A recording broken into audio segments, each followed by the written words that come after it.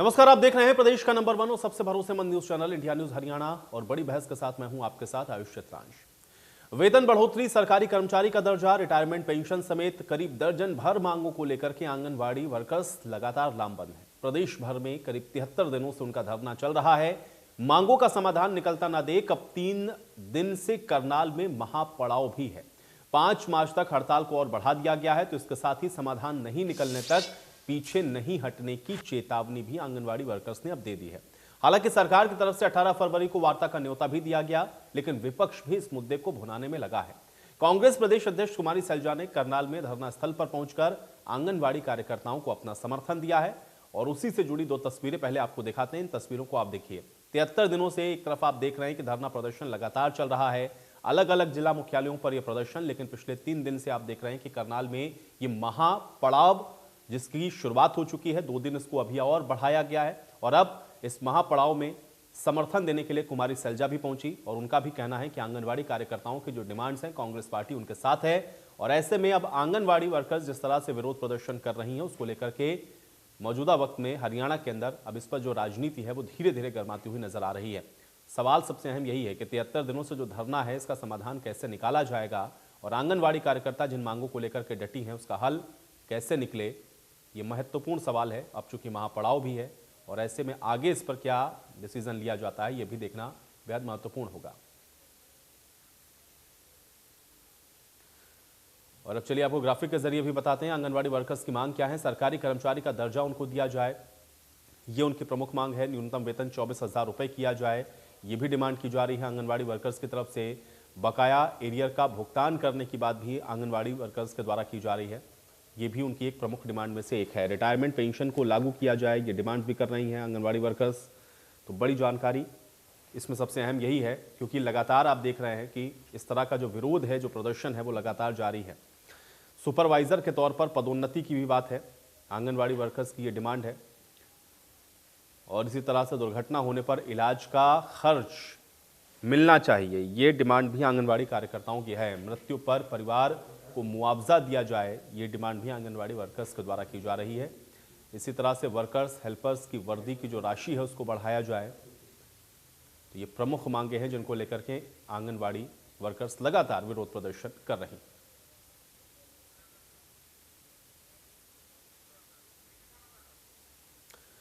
तो हरियाणा एक ऐसा राज्य है जहां पे आंगनबाड़ी वर्कर्स और हेल्पर्स को सबसे ज्यादा मानदेय दिया जाता है। अब आप ग्राफिक के जरिए भी आप देखें कि यहां पर जो मानदेय है और जो हेल्पर्स का है वो क्या है। कर्नाटक में देखें 8,000 है, हेल्पर्स को 4,000 मिलता है। लेकिन हरियाणा में जब आप देखेंगे तो वर्कर्स 11,811 और हेल्पर्स 6,045 रुपए पाते हैं। केरल में उसके बाद 10,000 रुपए है, दिल्ली में 9,768 रुपए है, महाराष्ट्र में 8,666 रुपए है, उत्तर प्रदेश में 8,000 है। और इसी तरह से हेल्पर्स भी आप देखेंगे तो सर्वाधिक जो मानदेय है वो हरियाणा में ही मिलता है, 6,045 रुपए। हालांकि हेल्पर्स का जो मानदेय है ये आपको केरल में कुछ ज्यादा नजर आएगा, जो कि 7,000 के आसपास है। तो कर्नाटक में भी आप देखें 8,000, गुजरात में 7,800, आंध्र प्रदेश में, तेलंगाना में, बिहार में और उड़ीसा में, इन सभी जगहों पर 7-7 हजार रुपए वर्कर्स को दिए जाते हैं।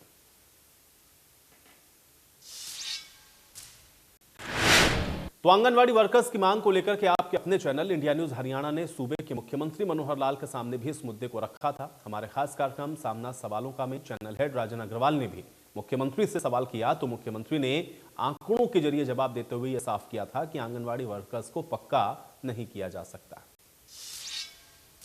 आंगनबाड़ी वर्कर्स की बात पर वो बहुत बुनियादी स्तर पे और बहुत ज़रूरी सुविधाएं समाज के हर वर्ग को मुहैया करवाती हैं। कई दिनों से वो प्रदर्शन पर हैं, धरने कर रही हैं, नारेबाजी कर रही हैं। मांग है कि मानदेय बढ़ाया जाए और दूसरे कर्मचारियों की तरह उन्हें पक्का किया जाए, जैसे तेलंगाना में है, तमिलनाडु में है, केरल में है। मतलब दक्षिण भारत के कई राज्यों में ऐसा है।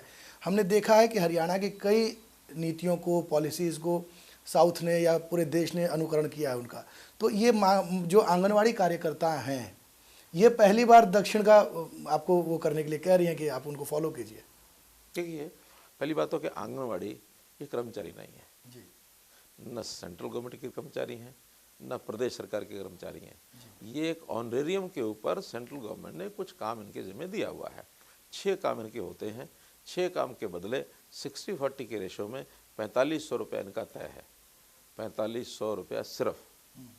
लेकिन 4500 रुपया जब हम सोचते हैं, आज भी कुछ प्रदेश 4500 रुपये भी दे रहे हैं, उनसे ये 6 काम लेते हैं, लेकिन हमें लगा कि 4500 रुपये इतना कम है कि इनके घर का गुजारा भी कैसे होता होगा। तब हमने इनको एडिशनल काम, उन 6 कामों के अलावा प्रदेश सरकार की ओर से कुछ एडिशनल काम दिए कि आप ये एडिशनल काम करिए, हम आपको एडिशनल एक ऑनरेरियम, मैं शब्द प्रयोग कर रहा हूँ ऑनरेरियम, इनकी सैलरी, हाँ सैलरी नहीं है, तो उस ऑनरेरियम के नाते हम समय समय बढ़ाते हैं। जब अभी इनका जो ऑनरेरियम उस समय 3000 रुपया था, उस 3,500 रुपया था, उस समय हमने इनको एक साथ 3000 रुपया और दिया था, ये मान करके कि 3000 रुपया जब दे रहे हैं, कल को जब सेंट्रल गवर्नमेंट बढ़ाएगी तो वो इसमें 3000 में तब तक हम देंगे, वरना उनका जो आएगा, जब राशि आएगी उसके बाद में इसको सब्ज्यूम कर लेंगे। और इनसे ये बातचीत भी हुई थी, लेकिन हमने पहले बढ़ा दिया, उन केंद्र सरकार के बढ़ाए बिना इन्होंने उसको एक प्रकार से उसी का एक्सप्लॉइट करना शुरू कर दिया। क्या कि आपने जो बढ़ाया वो तो ख़त्म, अब केंद्र सरकार ने 1000 रुपया और बढ़ाया है, तो उस 1000 के बदले में जो और बनता है, हमारा जो शेयर बनता है वो और बढ़ाओ। हालांकि हमने उसमें भी हर महीने इनको महंगाई दर के हिसाब से पैसा बढ़ाने की कमिटमेंट की थी और लगातार बढ़ा भी रहे थे, इस बार भी बढ़ाया है हमने, वो भी बढ़ा दिया है। पक्की नौकरी का कोई भरोसा नहीं है। पक्की नौकरी न है इनकी, न मिल सकती, क्योंकि कोर्ट्स के कई डिसीजन आए हुए हैं कि ये सारी जो ऑनरेरियम दे करके लेना या आउटसोर्सिंग पर भर्ती करना, ये कोई रेगुलर भर्ती नहीं होती है। रेगुलर भर्ती का अपना एक सिस्टम होता है। रेगुलर भर्ती के लिए इनको भी अवसर मिलते हैं कि जब भी हमको नौकरियां निकालते हैं, क्लास 4 की, क्लास 3 की, अपनी पढ़ाई की योग्यता के हिसाब से उसमें फॉर्म भरें, उसमें आना चाहिए, उसमें एग्ज़ाम देना चाहिए। और जब ये भर्ती में आएंगे तो क्लास 3, क्लास 4 कुछ भी बन सकती हैं। अब इन्होंने प्रमोशन की जो बात की, हमने कहा क्योंकि एक प्रमोशन जो है योग्यता के हिसाब से होनी चाहिए, योग्यता के हिसाब से प्रमोशन की बात की कि आप में से एग्ज़ाम लेंगे, उसको भी नकार रहे हैं। इसलिए एक प्रेशर ग्रुप बना करके कुछ लोगों के बहकावे में आकर के ये सब कर रहे हैं। और इसमें भी 52% आंगनवाड़ी वर्कर्स आज भी काम पर हैं, ऐसा नहीं काम पर नहीं है, वो आज भी काम कर रही हैं। तो मुख्यमंत्री की बात को आपने सुन लिया है, लेकिन सवाल सबसे अहम है और उसी सवालों पर नजर डालते हैं, उसके बाद आज की चर्चा की शुरुआत करेंगे। सवाल आज की बड़ी बहस का पहला यही है कि 73 दिनों से जो धरना चल रहा है उसका समाधान आखिर कब निकलेगा। सवाल दूसरा यह है कि दूसरे राज्यों से ज्यादा अगर वेतन मिल रहा है हरियाणा के अंदर, तो फिर आंगनबाड़ी वर्कर्स की नाराजगी क्यों है? विपक्ष का जब साथ मिल रहा है तो क्या जो बातचीत है उससे कोई बात बनेगी? सवाल यह भी है कि आशा वर्कर्स ने फिर हड़ताल की जो चेतावनी है उसको क्यों दिया है? ये तमाम ऐसे सवाल हैं इस समय आंगनवाड़ी वर्कर्स के अलावा इस समय प्रदेश की जनता भी जानना चाहती है कि आखिर आंगनवाड़ी वर्कर्स की समस्या का समाधान है क्या। इन्हीं सवालों के साथ आज की चर्चा की भी शुरुआत करते हैं। सभी मेहमान मेरे साथ जुड़े हुए हैं, उनका परिचय आपके साथ करवा देते हैं, उसके बाद चर्चा में आगे बढ़ते हैं। विजेंद्र नेहरा जी हमारे साथ जुड़ रहे हैं, प्रवक्ता है भारतीय जनता पार्टी के। विजेंद्र नेहरा जी, स्वागत है आपका चर्चा में। महिमा सिंह जी हमारे साथ जुड़ रही हैं, प्रवक्ता है कांग्रेस पार्टी के। महिमा सिंह जी, बहुत स्वागत है आपका इस चर्चा में। रणवीर लोहान जी हमारे साथ जुड़े हुए हैं, प्रवक्ता हैं इनेलो के। रणवीर लोहान जी, आपका भी स्वागत है। और देवेंद्र शर्मा हमारे साथ जुड़े हुए हैं, स्टेट प्रेसिडेंट हैं आंगनवाड़ी यूनियन की। देवेंद्र शर्मा जी, आपका भी स्वागत है इस चर्चा में। देवेंद्र जी, सबसे पहले मैं आपके ही पास आऊँगा, अगर आपको मेरी आवाज़ मिल रही हो। देवेंद्र जी, किस तरह से आप लोगों की इन मांगों को देखा जाए, चूंकि मुख्यमंत्री तो स्पष्ट तौर पे कह चुके हैं कि पक्का तो नहीं किया जा सकता है, बाकी आप लोगों का जो मानदेय है अन्य राज्यों से अगर तुलना की जाए तो वो सर्वाधिक है, फिर ये विरोध प्रदर्शन क्यों है? देवेंद्र शर्मा जी। ज्यादा हरियाणा का मानदेय है, सबसे ज्यादा आज देखा जाए तो पूरे भारत के अंदर एक प्रदेश है पांडिचेरी, वहाँ पे सबसे ज्यादा वहाँ पे सरकारी कर्मचारी घोषित किया हुआ है, पक्का किया हुआ है आंगनवाड़ी वर्कर हेल्पर को। तो हरियाणा क्यों नहीं कर सकता? ये बार बार सवाल आता है कि भाई पक्के नहीं कर सकते, क्यों नहीं कर सकता हरियाणा पक्का? और ऐसा नहीं है कि भाई नंबर 1 पे हरियाणा है, 5वें नंबर पे देखा जाए तो 5वें नंबर पे हरियाणा है सर। नहीं, कितने नंबर पर आप बता रहे हैं? 5वें नंबर पे है सर हरियाणा। बाकी 4 स्टेट कौन से, उनके नाम बता सकते हैं देवेंद्र जी, जहां पर मानदेय ज्यादा मिल रहा है? तो तमिलनाडु में ज्यादा मिल रहा है, 13,500 है तमिलनाडु में। दूसरे नंबर पे मानदेय मिल रहा है तमिलनाडु में, तेलंगाना में। तो यहाँ पे सबसे ज्यादा तो पांडिचेरी में मिल रहा है, फिर चौथे 5वें नंबर पे, शायद चौथे नंबर पे हमारा हरियाणा है। तो अभी आपकी डिमांड क्या है? क्योंकि मुख्यमंत्री तो कह रहे हैं कि देखिए हम मानदेय जिस तरह से बढ़ाना चाहिए उसको बढ़ा रहे हैं। हालांकि जो जानकारी मेरे पास है उसमें ये कि अभी तक आप लोगों को सबसे ज्यादा मानदेय दिया जा रहा है। हालांकि आपने अभी जो जानकारी दी उसको मैं एक बार दोबारा से करेक्ट करता हूं। दूसरा ये है कि अगर मुख्यमंत्री कह रहे हैं कि आप लोगों को परमानेंट नहीं किया जा सकता है, तो क्या हड़ताल और इनके अलावा कोई ऑप्शन नहीं है आपके पास में, कोई रास्ता ऐसा जो बातचीत से निकल सके? नहीं सर, पक्का नहीं कर सकते। तो हमने ऑप्शन दे रखा है सरकार को कि हमारे को कम से कम न्यूनतम वेतन दिया जाए। जब तक हमारे को सरकार सरकारी कर्मचारी नहीं बनाती है तो न्यूनतम वेतन तो कम से कम आंगनबाड़ी वर्कर हेल्पर को मिलना चाहिए। तो हमारी कोई कोई नई मांग है नहीं सरकार से। सरकार ने 2018 में 8 मार्च 2018 को जो असेंबली में घोषणा करी है कि आंगनवाड़ी वर्कर को कुशल का और हेल्पर को अकुशल का दर्जा दिया जाता है, तो वो असेंबली में घोषणा कर रखी है। तो अब सरकार क्यों मुकर रही है उससे? और माननीय प्रधानमंत्री जी ने 11 सितंबर 2018 को घोषणा करी थी कि 1500 रुपए वर्कर को और 750 रुपए हेल्पर को दिए जाएंगे। तो मैं दिवाली का तोहफा दे रहा हूँ जिससे हेल्पर वर्कर जगमग दिवाली मनाएंगे। तो सर 4 साल होने जा रहे हैं, तो कहाँ है वो तोहफा? जब एक तरफ तो सरकार कह रही है तोहफा दे रहे हैं, एक तरफ हमारी सरकार कह रही है, हरियाणा सरकार बोल रही है कि भाई ये पहले ही एडजस्ट कर दिए गए हैं।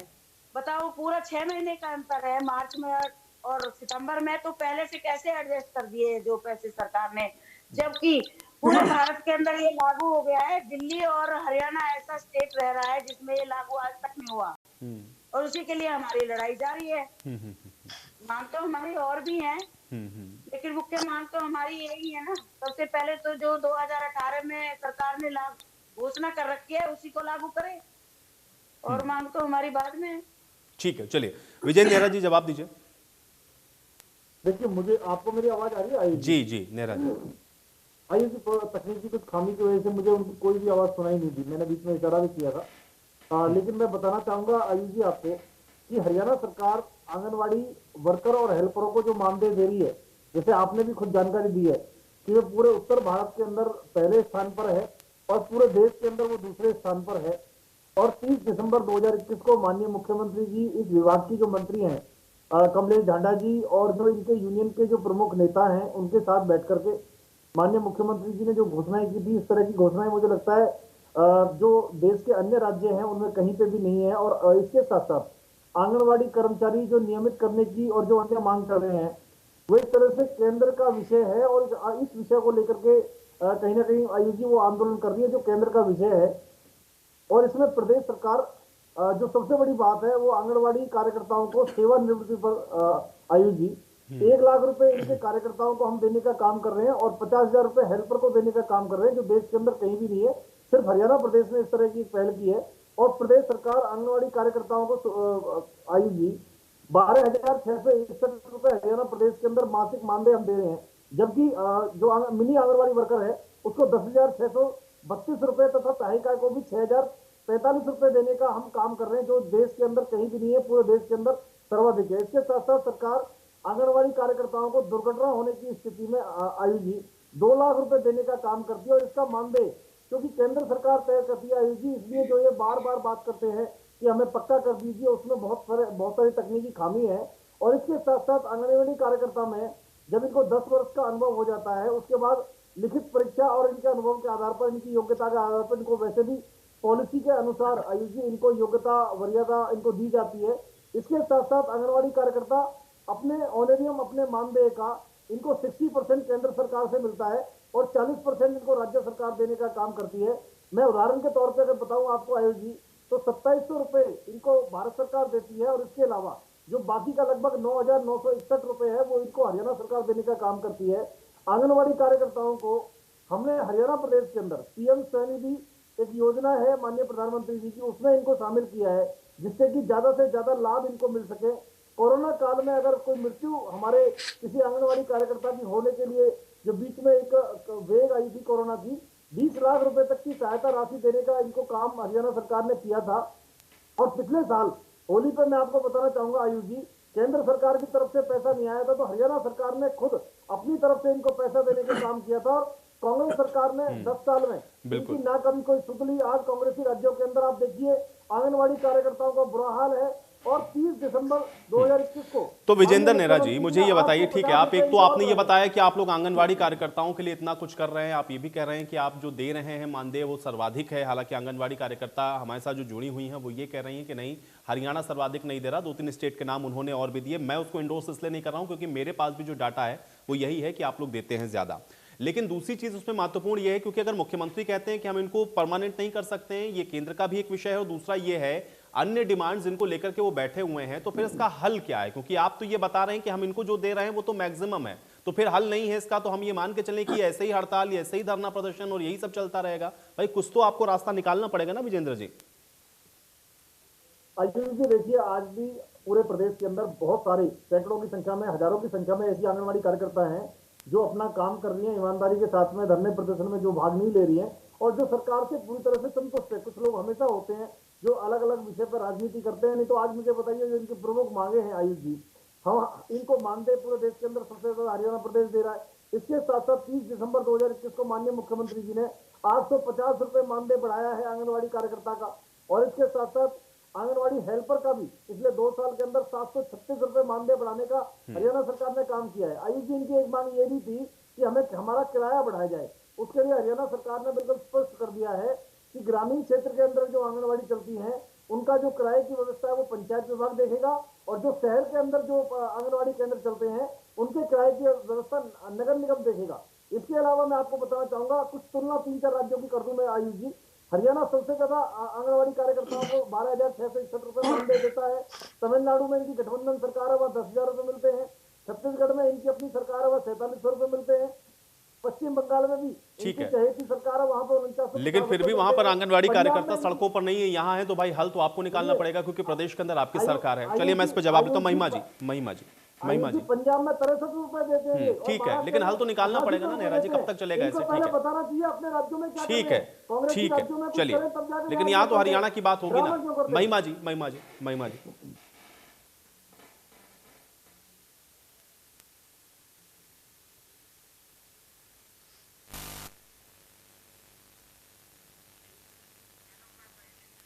चलिए महिमा जी, आपकी ऑडियो मुझ तक नहीं आ रही है, कुछ तकनीकी समस्या में दोबारा आपसे कनेक्ट होगा। लेकिन रणवीर लोहान जी हमारे साथ मौजूद हैं। रणवीर जी, आप सुन पा रहे हैं मुझे? हाँ जी, सुन पा रहा हूँ जी। लोहान साहब, आपका रिएक्शन चाहूंगा मैं इस पर। देखिए सर, मेरा रिएक्शन तो केवल मात्र एक ही है कि भाई जिस घर की नींव कच्ची होगी वो घर कभी भी अच्छा नहीं बन सकता। आंगनवाड़ी वर्कर्स हैं, ये हमारे बच्चों की भविष्य की नींव है, और ये छोटे छोटे बच्चों की नींव जब मजबूत होती है तभी हमारा देश का जो भविष्य है इन बच्चों के ऊपर निर्भर है। तो हमारी जो माताएं हैं, हमारी जो बहनें हैं, जो 52,000 के आसपास पूरे हरियाणा के अंदर है, वो 73वें दिन जैसे करनाल में सर्दी में बैठी हैं बेचारी, और इनको इन्होंने 5 मार्च तक का फिर बढ़ाना पड़ा के जैसे किसान आंदोलन था, ठीक वैसे ही तरीके से बड़े प्यार से अपना काम कर रही है। इनके ऊपर 400 कार्यकर्ताओं तो ऐसी हैं आंगनवाड़ी कार्यकर्ता जिनके ऊपर केस बढ़ा दिए लोगों ने, और 150 कार्यकर्ता ऐसी हैं जिनको धक्के से सेना निवृत्त कर दिया, जबकि इन्होंने ये कहा था कि हम किसी भी आंगनवाड़ी वर्कर्स को बिल्कुल धक्के से कुछ ऐसा नहीं करेंगे। और 6 मार्च 2018 को प्रधानमंत्री जी ने और मनोहर लाल जी ने, चीफ मिनिस्टर जी ने इनको ये वायदा किया था कि हम आपका मानदेय भी बढ़ाएंगे और आपका मान सम्मान करेंगे। जैसे मेरी बहन जी ने बताया अभी कि भाई दीपावली अच्छी से मनाएंगे। अब ये दीपावली कहाँ मनाएंगे कि किसान भी दुखी है। आज ये हमारी माताएं सर्दियों में खुले में बैठी है, इनको शर्म आनी चाहिए, मैं तो ये कहना चाहूंगा। और देखिए, बेटी बचाओ बेटी पढ़ाओ का नारा जहां सरकार ने दिया था, आज वो बेचारी खुले में बैठ के संघर्ष कर रही है। तो इनको, जैसे मेरी बहन ने बताया कि पांडिचेरी में इन्होंने सरकारी मुलाजिम इनको बना दिया, तो ठीक उसी तरीके से इस देश में जो भी कानून के तहत ही इन्होंने बनाया होगा पांडिचेरी ने, कोई ऐसा तो है नहीं कि भाई इस देश से अलग है। तो ठीक उसी तरीके से इनको सरकारी कर्मचारी बना दीजिए।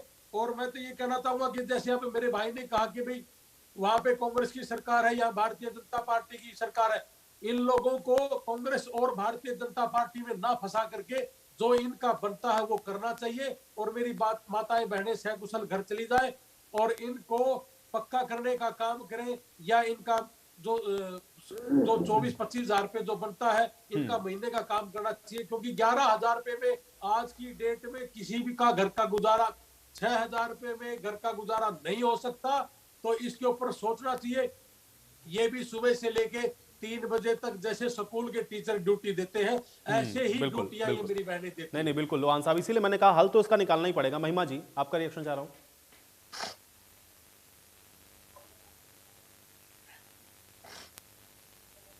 महिमा जी, आपकी ऑडियो अभी भी नहीं आ रही है, आप एक बार अनम्यूट करें, मुझे लगा शायद म्यूट है। महिमा जी, मुझे लग रहा है कुछ तकनीकी समस्या, आपकी ऑडियो मुझ तक बिल्कुल नहीं आ रही है। देवेंद्र जी का मैं रुख करता हूं। देवेंद्र जी, चूंकि ये जो बात यहां पर बार बार कही जा रही, खासतौर से बीजेपी जो पक्ष अपना रख रही है, वो ये कह रही है कि हम मैक्सिमम जितना कर सकते हैं उतना तो कर रहे हैं। आप लोगों को ऐतराज किस बात का है? और दूसरा ये भी है कि जो बात आप लोग कह रही हैं उसमें बहुत सारी आंगनबाड़ी की कार्यकर्ता ऐसी हैं जो आप लोगों के साथ भी नहीं है, इसलिए आप लोगों को नोटिस भी दिए जा रहे हैं। देवेंद्र जी, ऐसा है सर, जो हमारे साथ आज आंगनवाड़ी वर्कर नहीं है, हालांकि 40,000 से ज्यादा ऊपर वर्कर हमारे साथ हैं, जो आज वर्कर नहीं है वो तो सरकार की है ही सारी, सरकार के पास के यूनियन है वो तो सारी, तो इसलिए वो हमारे साथ नहीं है।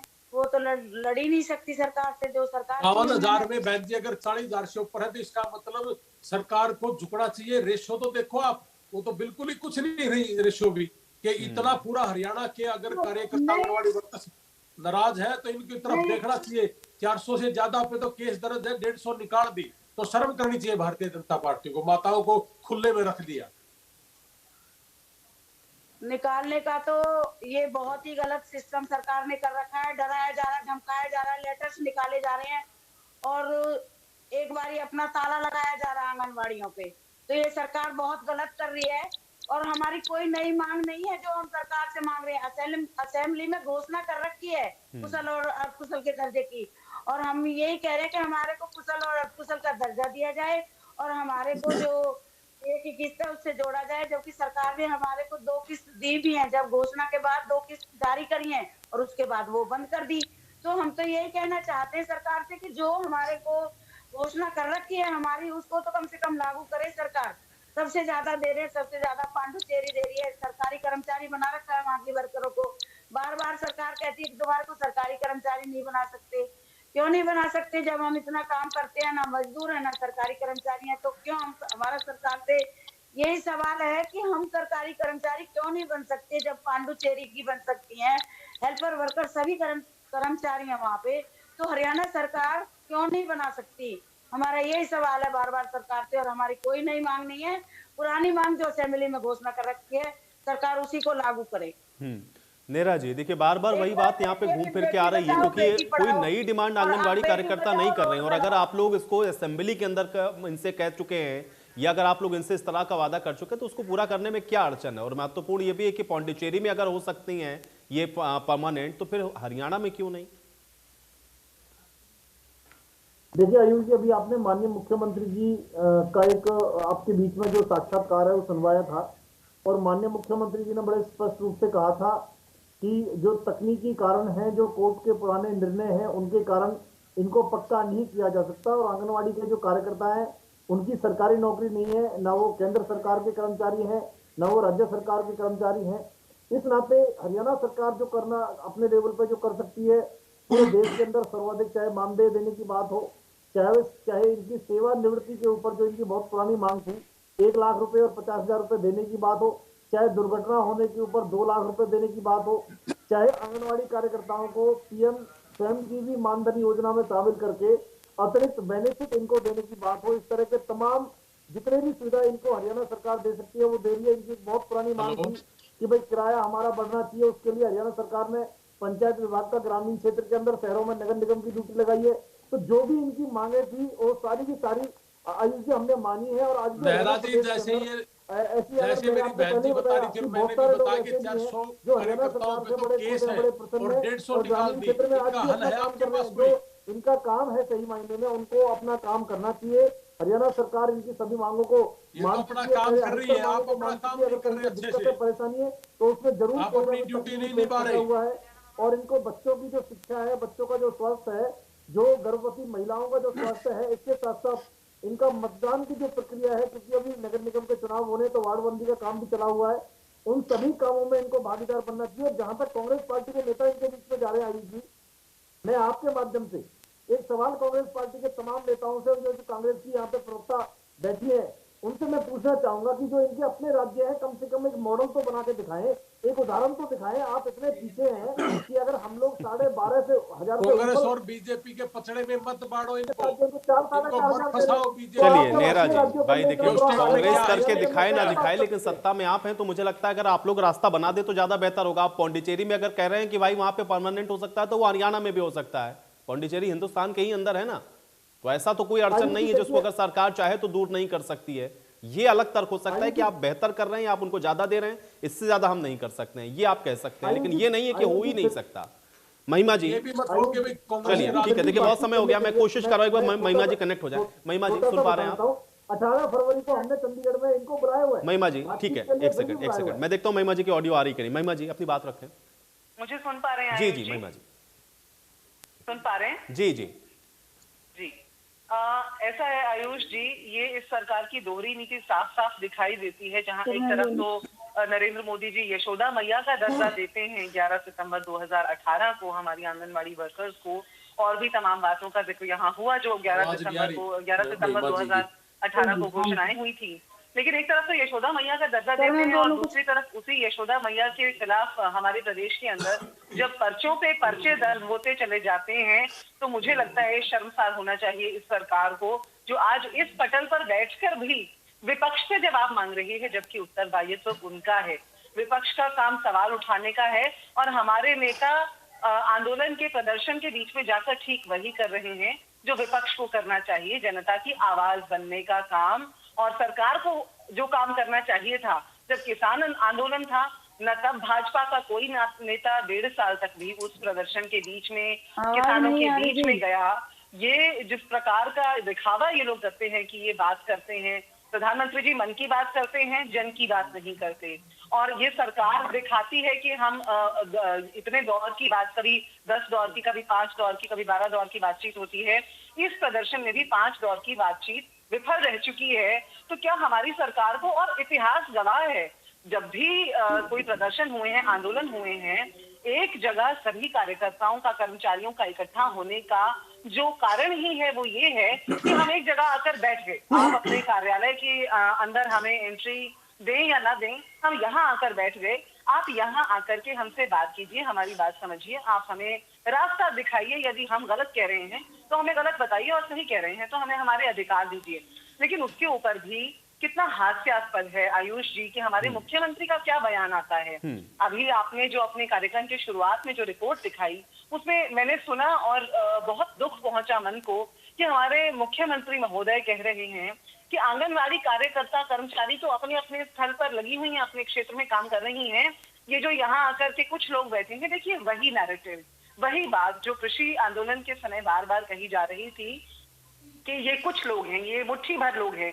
भाजपा का दृष्टिकोण यदि देखा जाए तो उसमें गलती है, उसमें खामी है, क्योंकि भाजपा का दृष्टिकोण क्या है, जो लोग प्रदर्शन करते हैं, जो अपना अधिकार मांगने बाहर आ जाते हैं, उनके बारे में पहला नैरेटिव ये बनाया जाता है कि ये असल में जो है वो पीड़ित वर्ग है ही नहीं, ये तो कोई ढोंगी, कोई आडंबर करने वाले, कोई बहरूपी आ गए हैं, जैसा कि शुरू में किसानों के बारे में कहा गया। वही नैरेटिव आज मेरी आंगनबाड़ी की बहनों के बारे में हमारे मुख्यमंत्री ने बनाने की कोशिश की, और उसी बात की सुध लेने हमारी नेता, हमारी अध्यक्षा माननीय कुमारी शैलजा जी वहां पहुंची, जबकि वहां पहुंचना चाहिए था हमारे मुख्यमंत्री मनोहर लाल खट्टर जी को, हमारे उप मुख्यमंत्री दुष्यंत चौटाला जी को। लेकिन वो लोग अपने कार्यालय से बैठकर के घोषणाएं करने में खुश हैं। उनके प्रवक्ता यहाँ पर आंकड़े दिखाकर के, जो भाजपा का सदा ही उनकी नीति रही है कि बड़े बड़े आंकड़े दिखाएं, जो आंकड़े पीड़ित वर्ग को समझ ही नहीं आ रहे, जो आंकड़े पीड़ित वर्ग आपको बार बार दिखा रहा है कि ये गलत है, जो आंकड़ों के ऊपर पीड़ित वर्ग ये सवाल कर रहा है कि जो घोषणा 11 सितंबर को हुई थी वो पैसे कहाँ हैं, और आप बिना किसी कागज के लिखे ये बता रहे हैं वो तो एडजस्ट हो चुके हैं पहले। ये किस प्रकार की नीति है? और यदि आपकी बातों में दम है, यदि सरकार जो कह रही है वो बात सही है, तो उसे बिंदुवार तरीके से, ये बहनें यहाँ आकर बैठी हैं मुख्यमंत्री जी के घर के बिल्कुल पास में, बहुत दूर जाना तो है नहीं मुख्यमंत्री जी को, अपने घर के पड़ोस में आकर के वो हमारी आंगनबाड़ी की बहनों से बात नहीं कर सकते, जो अब दिन रात वहां हड़ताल पर बैठने पर मजबूर हो गई हैं। मुझे तो समझ नहीं आता ये भाजपा सरकार किस प्रकार के जनहित की बात करती है, कि किस प्रकार से ये कहते हैं जुमलेबाजी से सरकार चलाने वाले लोग किस प्रकार से ये कहते हैं कि हम अपने लोगों के हितैषी हैं, और किस प्रकार से ये विपक्ष से जवाब मांगने के लिए अपने आप को सही ठीक है, लेकिन पाते हैं। नेहरा जी ये सवाल तो है, ये बहुत महत्वपूर्ण इसलिए भी है क्योंकि अगर आप लोग वादा करके उस वादे को पूरा नहीं करेंगे तो कोई भी सड़कों पे आकर के आपसे ये तो पूछेगा कि आपने अगर कहा था तो उस बात को पूरा क्यों नहीं कर रहे? देखिए आयुष जी, मुझे लगता है कहीं ना कहीं कांग्रेस पार्टी भी इस चीज को मानती है कि आंगनबाड़ी कार्यकर्ताओं का हरियाणा प्रदेश के अंदर जो धरना प्रदर्शन आंदोलन है वो ठीक नहीं है, और इसकी पुष्टि इस बात से ये करते हैं कि पिछले 2 महीने ये किसी भी जिले के अंदर किसी भी आंगनबाड़ी कार्यकर्ता के धरना में प्रदर्शन में नहीं गए, और आज भी ये लोग अगर आए हैं तो इतने समय के बाद आए हैं, यानी इनको भी लगता था शुरू में कि इनका आंदोलन ठीक नहीं है। और आयुष जी, हरियाणा सरकार के सामने कांग्रेस के किसी भी नेता ने आज तक किसी भी तरह की उनकी मांग को, उनकी समस्या को, उनकी परेशानी को उठाने का काम नहीं किया, विपक्ष की अपनी भूमिका को सही तरह से उसका निर्वहन नहीं किया। और आप भी एक बोल बात रहे हैं और सबसे देवेंद्र बड़ी जी, है कि कांग्रेस ने साहब, कभी भी, हमने तो आंगनबाड़ी कार्यकर्ताओं को ये सही अखबार मायने में के सम्मान रटे देने का रटाए मत काम पढ़िए किया, यहाँ पे। विधानसभा में उनके लिए तालियां तक हम लोगों ने बजवाई, और इसके साथ साथ आंगनबाड़ी कार्यकर्ताओं को सही मायने में अगर मान सम्मान किसी ने दिया आएगी तो भारतीय जनता पार्टी जेजेपी की सरकार ने दिया है। और कोरोना काल के अंदर जहां लोगों ठीक है, लेकिन नेहरा जी देखिए, कांग्रेस ने किया क्या किया, नहीं किया, विपक्ष ने भूमिका निभाई नहीं निभाई, सत्ता पक्ष की भूमिका क्या होनी चाहिए? अगर सड़क पर असंतुष्ट लोग हैं तो आपको ही समझाना पड़ेगा ना, कि आरोप लगा देंगे कि कांग्रेस देखिए ये कर रही है, इनेलो उसके पीछे है, इससे काम नहीं चलता है। नेहरा जी मुझे बताइए कि इसका हल क्या है? देखिए मैं बताता हूँ आयुष जी, देखिए 30 दिसंबर 2021 को माननीय मुख्यमंत्री जी ने इनके साथ में बैठक की थी। 850 रुपए कार्यकर्ता के ऊपर बढ़ाने का काम किया था, और 750 रुपए के आसपास हेल्पर का बढ़ाने का काम किया था। अभी भी 18 फरवरी को माननीय मुख्यमंत्री जी ने चंडीगढ़ में हमारी सरकार ने इनको बुलाया हुआ है, वार्ता के लिए बातचीत करेंगे, समाधान निकालेंगे। जो जायज मांगे हैं हमने पहले भी मानी है, आगे भी मानने के लिए तैयार है, लेकिन जो चीजें मानी नहीं जा सकती क्योंकि केंद्र का विषय है, केंद्र इनका मानदेय तय करता है, केंद्र 60% इनका मानदेय देने का काम करता है, 2700 रुपए केंद्र इनके मानदेय में देने का काम करता है। एक मोटी तो नेहरा जी, डबल इंजन की सरकार तो इसीलिए बनवाई ना आप लोगों ने कि डबल इंजन की सरकार होगी तो बहुत तेजी से दौड़ेगी। अब केंद्र में कोई और बैठा है क्या? मुझे तो जहां तक जानकारी है कि आपकी सरकार है केंद्र में। बिल्कुल हमारी सरकार कांग्रेस पार्टी की सरकार ने पूरा सहयोग किया है। आप मुझे बताइए, केंद्र को बाकी राज्यों में भी 2700 रुपए दे रहा है, तो कांग्रेस पार्टी बीजेपी की सरकार है तो कम से कम सुनवाई तो करनी चाहिए। आज 73-74 दिन होने जा रहे हैं, एक तरफ सरकार कहती है बेटी बचाओ बेटी पढ़ाओ। ठीक है देवेंद्र जी, आप लोगों को क्या बुलाया गया है, इनवाइट किया गया है मुख्यमंत्री की तरफ से कि हम बातचीत के लिए आइए, हम बातचीत करेंगे, इसका कोई समाधान निकालेंगे? सर हमारे को 18 तारीख को 10 बजे का टाइम मिला है, लेकिन हमारे डिपार्टमेंट से मिला है टाइम, हमारे को सरकार से भी कोई टाइम नहीं मिला कि पहले हम बातचीत करके देखेंगे कि भाई क्या समाधान हो सकता है, नहीं हो सकता है, ये तो इन्हीं को भी मालूम है। हमने अपना मेमोरेंडम भेज रखा है, तो हमें 18 तारीख को 10 बजे का टाइम मिला है वहाँ पे बातचीत के लिए हमारे डेलीगेशन को। तो देवेंद्र जी, आपको उम्मीद है कि बातचीत से कुछ समाधान निकलेगा, या आप जो आपकी डिमांड्स हैं इन पर जब तक सहमति नहीं बनेगी आप लोग का ये प्रदर्शन चलता रहेगा, या अगर कोई बीच का रास्ता निकलता है तब भी आप लोग संतुष्ट होंगे? देखते हैं सर कैसे हिसाब से बातचीत सरकार हमारे से करती है, उसी हिसाब से देखेंगे कि भाई हमारे समाधान होता हुआ देखेगा तो हम इसको स्थगित भी कर सकते हैं, समाधान नहीं होगा तो ऐसे ही जारी रहेगा। जब 73-74 दिन से जारी है तो जब कोई समाधान है ही नहीं इनके पास तो फिर तो ये जारी रहेगा। लोहान साहब, आपको क्या लगता है कि बातचीत के जरिए समाधान की उम्मीद तो करते हैं लोग, लेकिन आपको लग रहा है क्योंकि बार बार ये बात निकल रही है कि हम पक्का तो कर नहीं सकते, मुख्यमंत्री खुद कह रहे हैं, तो हल क्या आपको लग रहा है कोई गुंजाइश है?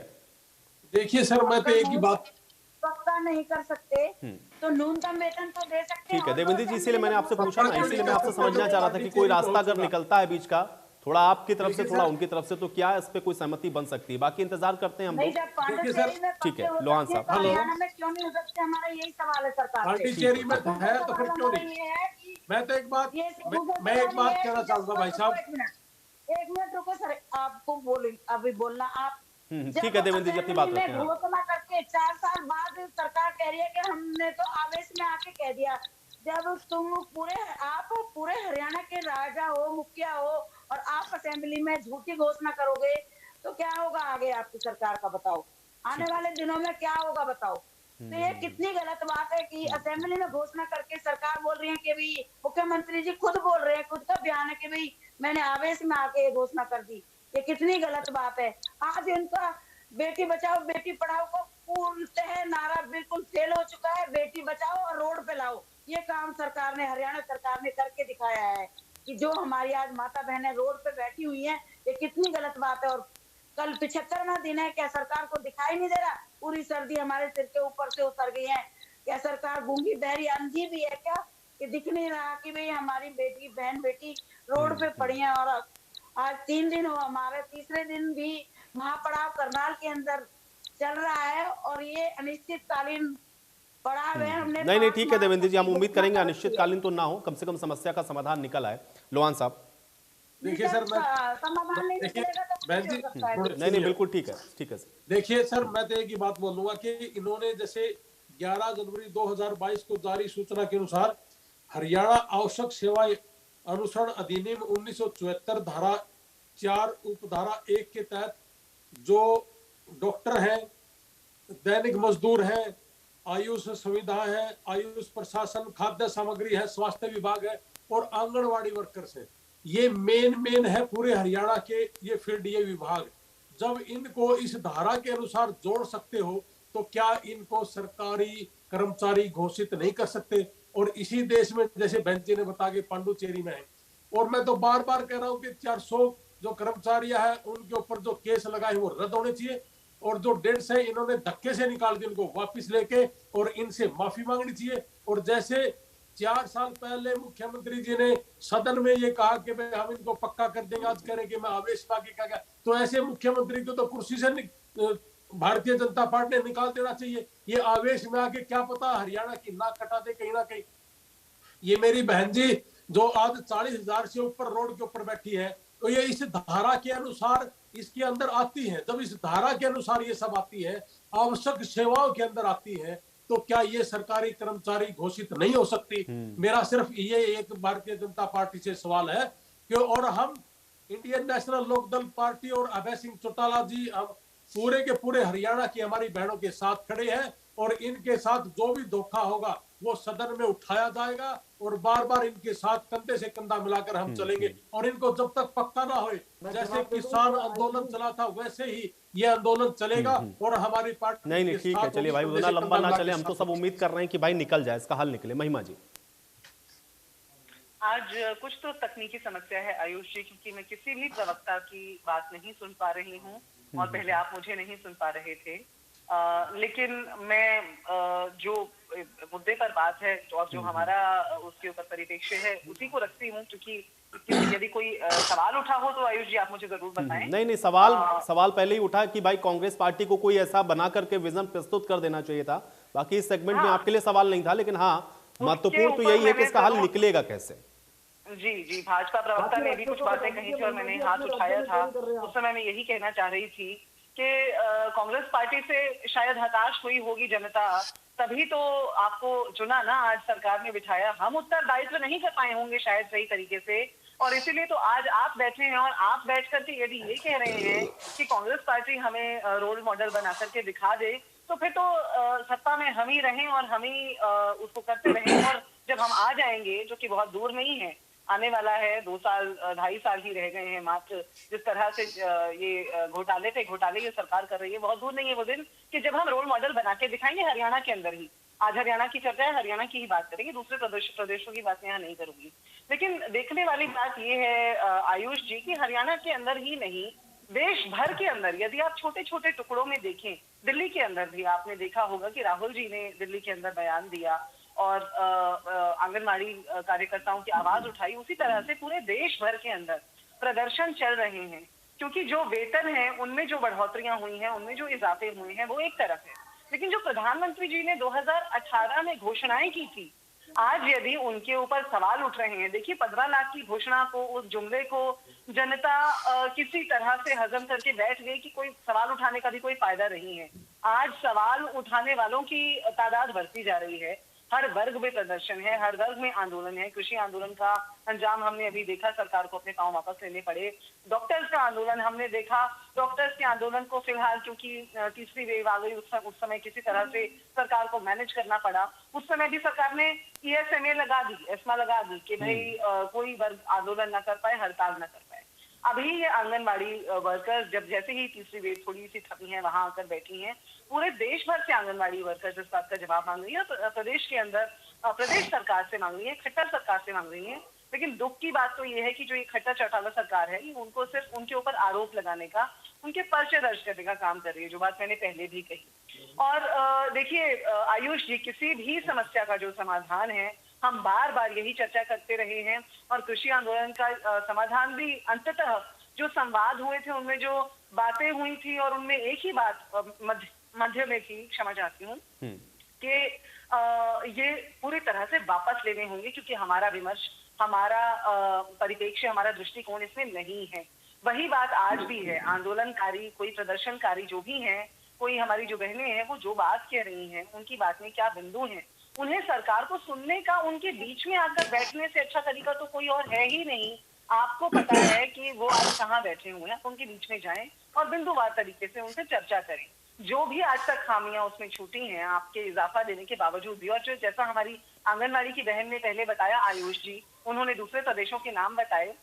ये बात ठीक है कि मामूली से अमाउंट से हरियाणा का जो है वो वेतन सर्वाधिक माना जा सकता है, लेकिन लगभग यदि आप देखेंगे, जिन राज्यों के अंदर प्रदेश कम दे रहा है, वहां केंद्र ज्यादा दे रहा है, जहां पर केंद्र कम दे रहा है, वहां प्रदेश ज्यादा दे रहा है।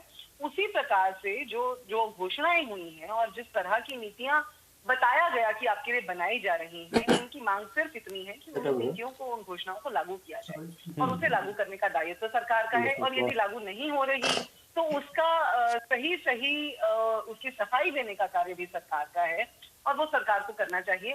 जब तक सरकार ऐसा नहीं करेगी, कितने भी दोषारोपण कर लें, विपक्ष के ऊपर कितने भी आरोप लगा लें, हमारे नेता, हमारे कार्यकर्ता, हमारी आंगनबाड़ी बहनों का समर्थन करने से कदापि पीछे नहीं हटेंगे।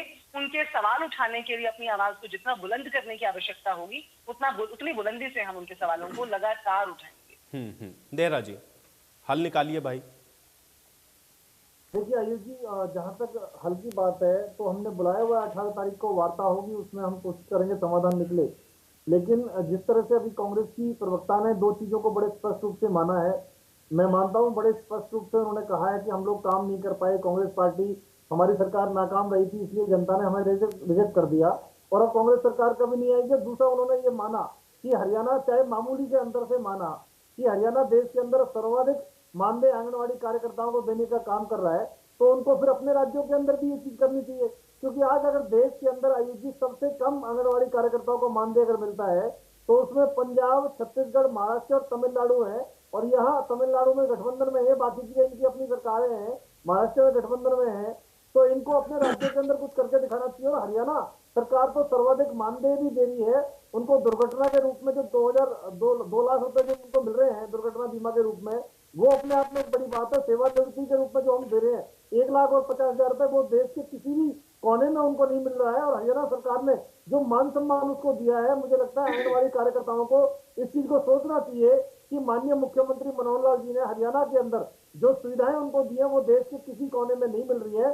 फिर भी जो मांगे हैं, उनकी जायज जो मांगे हैं, हरियाणा सरकार, क्योंकि वो मेहनत करती है बच्चों के बीच में, महिलाओं के बीच में, ग्रामीण क्षेत्र में, शहरी क्षेत्र में, तो उनकी जायज मांगों को हरियाणा सरकार बिल्कुल गंभीरता से उन पर विचार करने के लिए तैयार है। पहले भी हमने मानी है, और 30 दिसंबर 2021 की जो मैं बात करूं, माननीय मुख्यमंत्री जी ने खुले मन से बैठ करके जिन जिन बातों को बोला था, चाहे किराए का विषय का समाधान किया हो, आयुष जी, इनका किराए का बड़ा विषय था, और चाहे इसके अलावा तमाम जो इनकी मांगे थी, उनको, चाहे इनके मानदेय बढ़ाने की उस समय जो बात थी, इनको इनकी सभी मांगों को माना था। और कोरोना काल के अंदर तो आयुष जी, जब लोगों की मृत्यु तक हो रही थी, 20 लाख रुपए, क्योंकि फ्रंटलाइन वर्कर के रूप में ये इनको हमने माना था तो 20 लाख रुपए कोरोना काल में अगर मृत्यु किसी आंगनवाड़ी कार्यकर्ता की, हमारी बहन की होती थी, तो सरकार ने 20 लाख रुपए तक देने का प्रोविजन इसको किया था। तो हरियाणा सरकार ने जो आंगनवाड़ी उस महामारी में सबसे ज्यादा काम किया था